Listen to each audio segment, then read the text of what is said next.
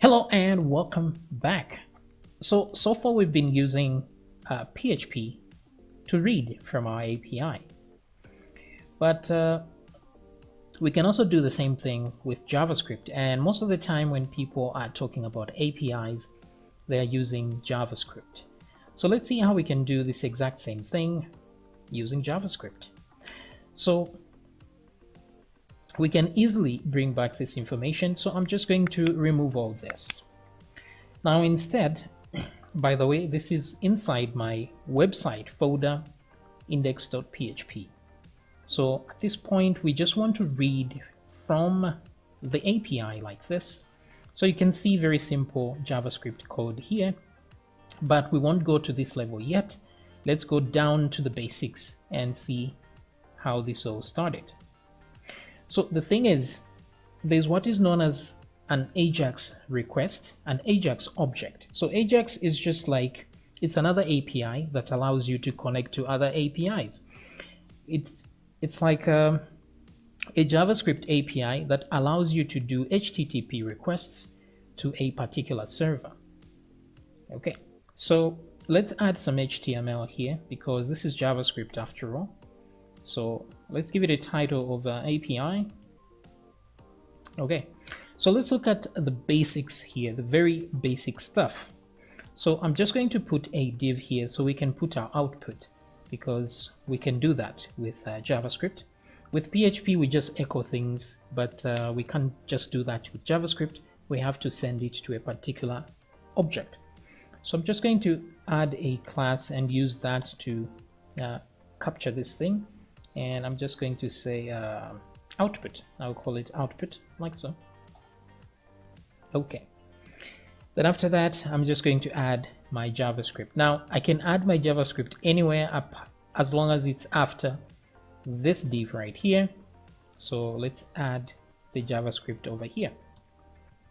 Really doesn't matter. We don't need to describe it like that. We used to need to describe that a very long time ago, but not anymore. Okay, so the idea here is we have our script tags and we're going to put some code down here. Now, if we put the code right down here, then it means the code will run instantly the moment we load the page. So let's see if we can have that happen. So I'm going to use a constant. So I'm going to say const instead of var. Const has a few advantages over saying var, but keep in mind that it's exactly like saying var. It's the same as const, only that a constant is given a limited amount of resources, so it saves memory. So let's just say const. The reason it's given limited memory is because a constant doesn't change. So once we set it, that's it. If you want your variable to be able to change, you use let, like so, or you can use var, like that. So let's use const since we know this won't change. We're going to call this variable AJAX, and then we're going to create a new HTTP request. So it's called an XML HTTP request, like that. Now, careful with the capitalization. It has to turn blue like this. That's when you know that you've got it right. So XML capital letters, H capital, small letters, TTP, and then capital R. So once we create that request, all we have to do are really two things. The first thing is to just open it. So ajax.open, like that, so that we can send a request. And we have to tell it whether we are sending a GET request or a POST request. Now, usually you're going to be using a POST request, but in our case, we are not sending any information in the post. So let's just tell it it's a GET request, right? Not really a big deal at this point. And then we need to add our URL here. And then the other param is going to be our asynchronous Boolean to tell it that it should do this in the background and not disturb the user interface. So we do need a URL here. I've put a variable because I don't want this to get long once we add our URL. The URL is not going to change for the duration of this, so I'm just going to use constant as well. I'll say URL is equal to, Now our API gives us a URL that we'll use to say, okay, you can use this URL. So let's copy that and let's try and use it right here. Okay, hopefully the audio is back. I just noticed my sound card was quiet, so I paused for a second there. Okay, so there we go. We have the HTTP to do just like the other time, and then now we can do AJAX.send like that. Okay, easy peasy, right? So what we are doing here is we are defining an HTTP request object, then we are defining our URL, and then we are telling it to open, and we're telling it we need this to be a GET request, and then we're telling it that do this in the background, don't disturb the user interface, and then finally, once after we do all this, then we send. Just like we were doing with the curl or CURL, where we set all the options and then finally we send the object. Now the problem here is we don't have a way to receive a result. So we can do all this. It's going to send us back a result, but we have no way of seeing that result. And then there's a very big problem with these AJAX requests is that they don't happen in real time. So if, for example, I just tell it to, like here, just say, let's say var output, like so, is equal to, like this, right? This is normally what you would do, let's say in PHP. You would send the object and then try to capture the output. But we can't do this here because JavaScript will continue executing here, and it's going to bypass this phase here before the result comes back, and so this thing is going to be empty. So the best way to do this is to add an event listener to listen for a particular event, and then once that happens, we set the variable. So to add an event listener, we know how to do this in JavaScript. We just say add event listener, like so. Add event listener, like that. Ooh, is that correct? I hope so. So we add event listener, like so. Yes. So what event are we listening for? Well, we're listening for the state, a ready state change. Now, the way this AJAX thing works is like this. It's got 4 states, right? There's 4 states, like that. Now you can read all this in the documentation, so don't sweat it. So it's got 4 states. The moment we initialize it like this, that's probably state number 1. I'm not really sure, but it's 4 states. And then when we open it like this, that's state number 2. And then when we send, that's state number 3. And then finally, when we receive their information back, that's state number 4. So we don't really care to listen with all the other states because they're not that interesting. What we want is the output, which is state number 4. So this is why we're going to listen to that particular state, number 4, then we know that the result has come back. So we're adding an event listener to the ready state changes that are happening. So we'll put this on a ready state change, like so. Okay, so ready state change. Don't put capital letters there for some reason, because these are events, so they're like this. Just like the on change, on click, they don't have capital letters like that. So put it like this. And then the second param is the function that we need to run once this happens. So at this point, if you want, you can add a name of a function here, like my func, like so, and then you have the function somewhere here. It's just going to call that function when it's done. But we can also put an anonymous function, anonymous meaning it has no name, because this function myfunc has a name there. So we would have to write something like function myfunc, like so, and then we have that function. So this function has a name, which is myfunc. However, it's very okay to do this in JavaScript and not actually put a name.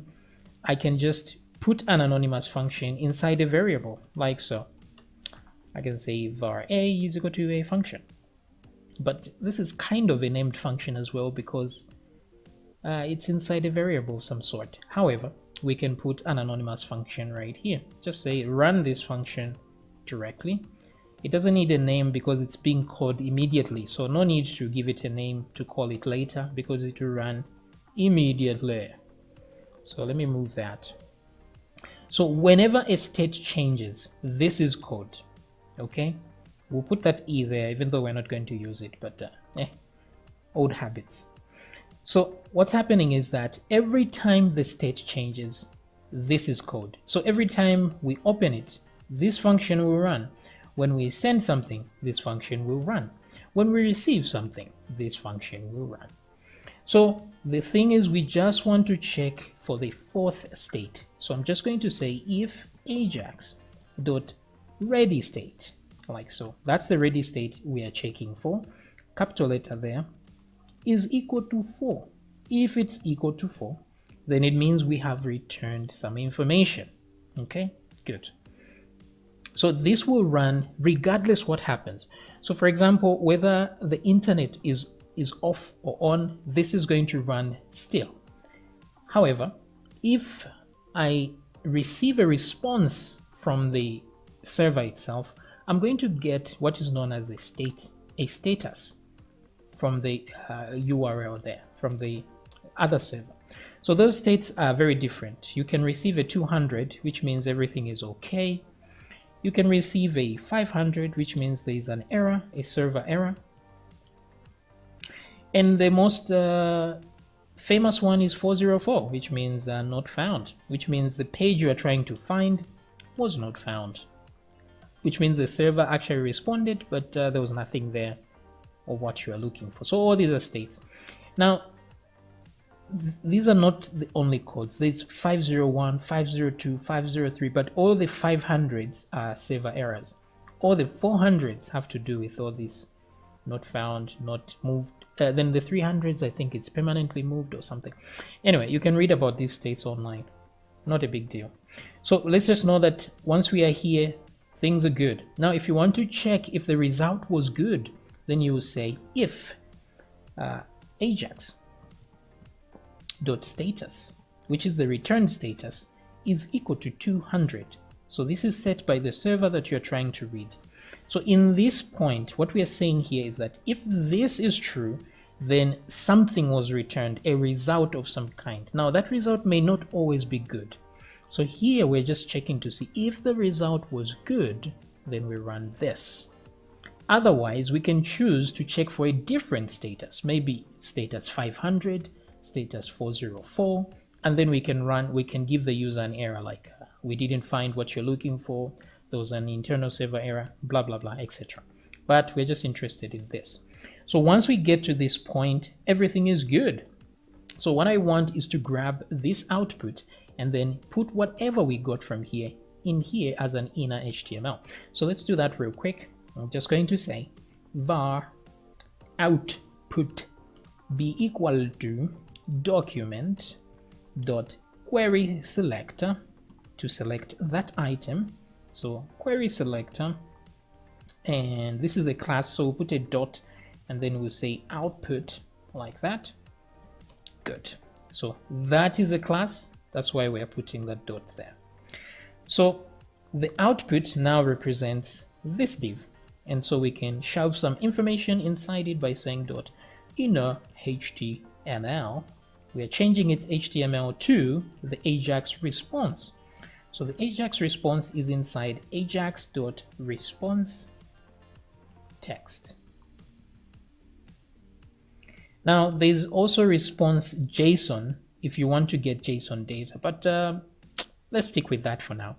Okay, this is all we need to do. So now let's run this and see what we get, shall we?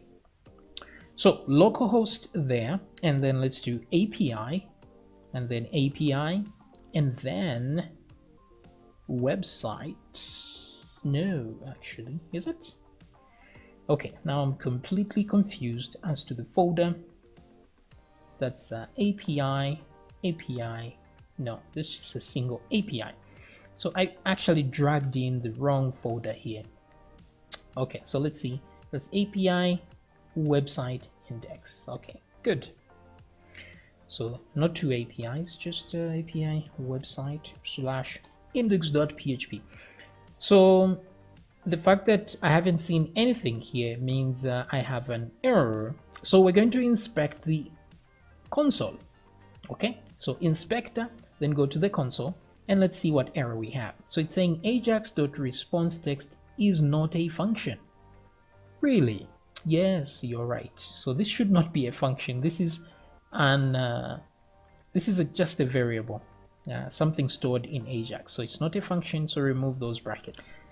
Sorry about that. So we're back in business. Let's refresh. Let me close the console because I'm confident this time we won't have any errors. Ah, look at that. Very disappointing. We have an error, I'm sure. So let's go to the console. And here we don't see anything. This is very strange. Ah, there we go. Finally, we got something. Yeah, I just refreshed the page for some reason. So what is it saying here? It's saying XHR. You see this right here, HTTP 1.01 200 OK. That means things were okay. That's why we got that 200. But for some reason here I have an alarm of some kind. Request header 405. I have no idea what this is. However, we did get a result, so that's good. Let's try that again. Refresh. Let's see what's happening. Will we get an error? Is it reading or is it not? It's still reading. Look how long it took just to get that result. So this is what I meant when saying we have to run this inside here because it can take a while. Right? Now, if you want to show that things are loading, right? We can do that just so people don't have to wait forever. So we can get this output and just move it upward to somewhere, maybe as soon as we create this AJAX object, or maybe somewhere here, right? So once we do that, what we're going to say is we'll tell the output div to display loading. So we're going to say .inner HTML is equal to something like loading ... like so. Okay. Yeah, and that's about it. So once we are loading here, by the time we get the result, it's going to replace the loading with something more tangible. So let's try that again and let's refresh this time. And you see loading, and then finally we have the answer. Very nice. So let's see what else we can read from here. So if I come down here, it says we've got posts and we've got comments here, which is really nice. So photos, comments.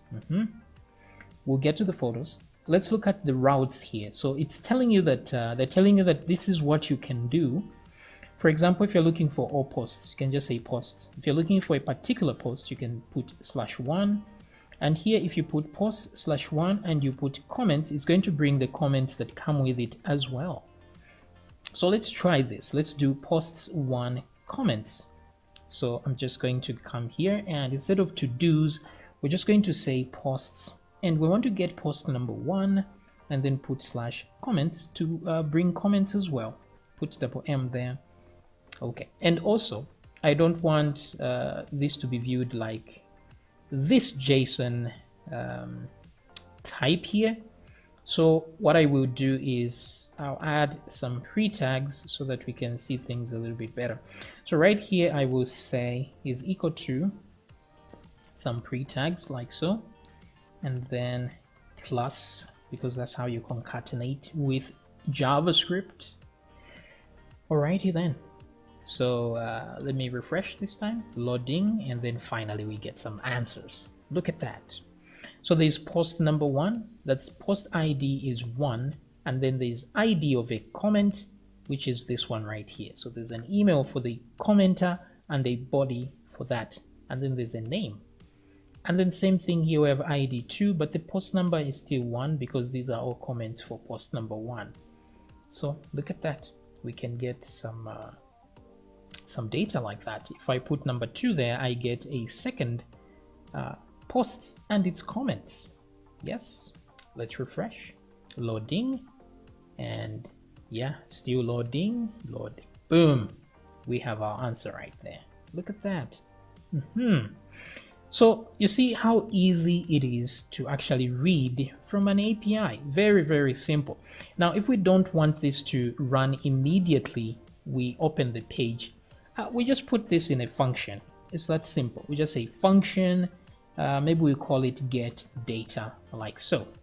And then we'll put the curly braces as expected. And then I'm just going to move everything into the function. That way it doesn't run immediately we open this. And then all we can do is just add a button somewhere. Let me put a button here and just say, let's see. I'm going to use an input, or maybe I'll just do button like so. Button, and say fetch, maybe. Fetch data, like this. And I don't want it, this button has a tendency to refresh the page unless I put type is equal to button, like so, because it has this idea that it's a submit button. So just be wary of that. So now what happens is this button is supposed to activate that. And how does it do that? We'll tell it to do so by adding an event listener here. But the problem with this is I don't like doing it this way because I have to grab that by the ID, add an event listener. That's a long process.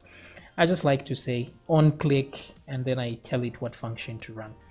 You know, make your life easier. There we go. So once we click on this, it's just going to run this function, which is right there. Easy peasy, right? So let's go back and refresh, and we have fetch data there. So if I click on fetch data, oh, it was faster this time. Refresh again. Let's try again. Fetch. Ooh, maybe it was cached. So let's try and open something, maybe post number 5, so that it's not so quick. Refresh. Let's try that. Loading. Yes. No caching this time, eh? And there we go. So we have some posts there. Very nice, right? Now, this is quite an amount of code for some people. So they decided, you know what, this is too much to do.